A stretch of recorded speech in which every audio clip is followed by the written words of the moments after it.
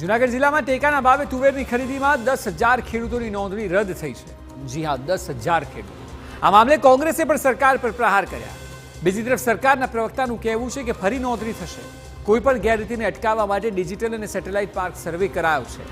સવાલ એ છે કે ટેકનોલોજીના ઉપયોગ બાદ પણ આટલા ધાંધિયા કેમ?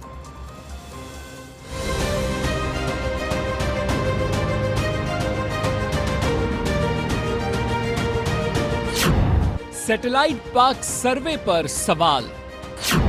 કોંગ્રેસ કિસાન સેલનો આરોપ। પાલ આંબલિયાએ કહ્યું સર્વેમાં અનેક ભૂલ। જૂનાગઢ જિલ્લામાં ટેકાના ભાવે તુવેરની ખરીદીમાં 10,000 ખેડૂતોની નોંધણી રદ થઈ છે અને આ નોંધણી રદ થતાની સાથે જ અનેક તર્ક વિતર્ક સર્જાયા છે।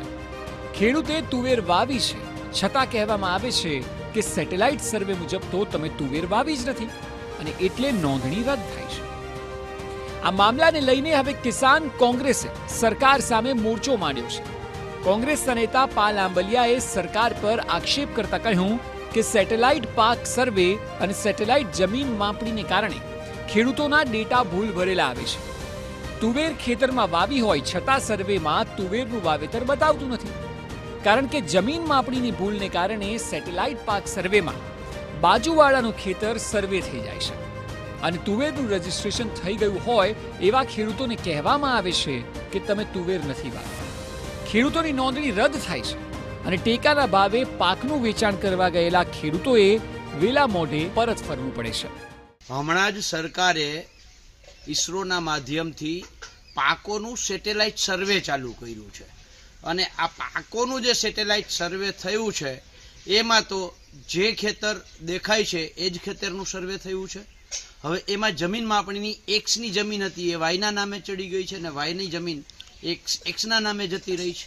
એટલે થયું છે એવું કે એક્સે તુવેર વાવી છે, એના ખેતરમાં તુવેર પણ છે, પણ જમીન માપણીની ભૂલ છે એના કારણે એ ખેતર વાયનું દેખાય છે। એટલે સેટેલાઇટે સર્વે કર્યું ત્યારે વાયમાં તો તુવેર હતી નહીં, એટલે ખેડૂતોએ ટેકાના ભાવે તુવેરનું રજીસ્ટ્રેશન કર્યું। જૂનાગઢ ત્યાં રજીસ્ટ્રેશન જે કેન્દ્ર છે ત્યાં જાય છે ત્યારે ખબર પડે છે, ત્યાંથી કહેવામાં આવે છે કે તમે તો તુવેર વાવી જ નથી। આ સાથે જ કોંગ્રેસે સરકાર સમક્ષ મુખ્યત્વે બે માંગ રાખી છે। પહેલી માંગ એ છે કે તમામ તુવેર ખરીદવામાં આવે, કોઈ ખેડૂત પાછો ન જાય, અને બીજી માંગ એ છે કે જમીન માપણી રદ કરવામાં આવે।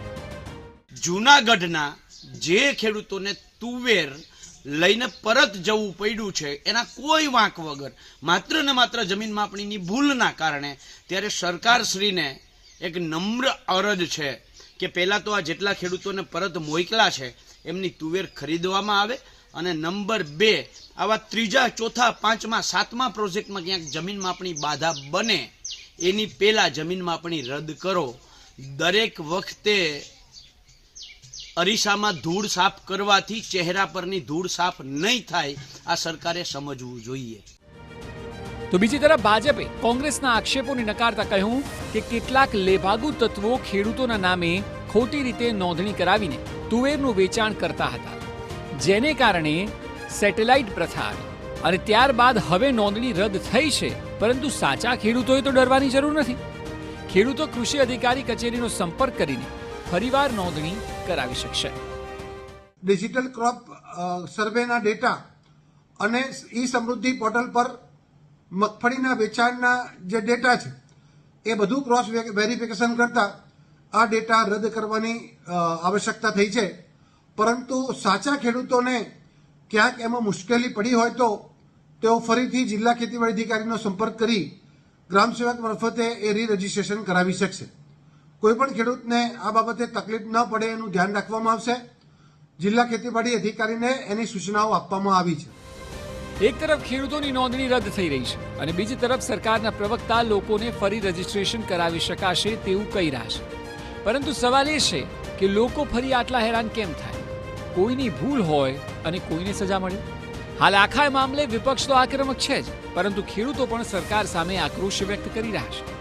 જોવું રહ્યું કે આ સમસ્યાનું સમાધાન શું આવે છે। Bureau report, TV9।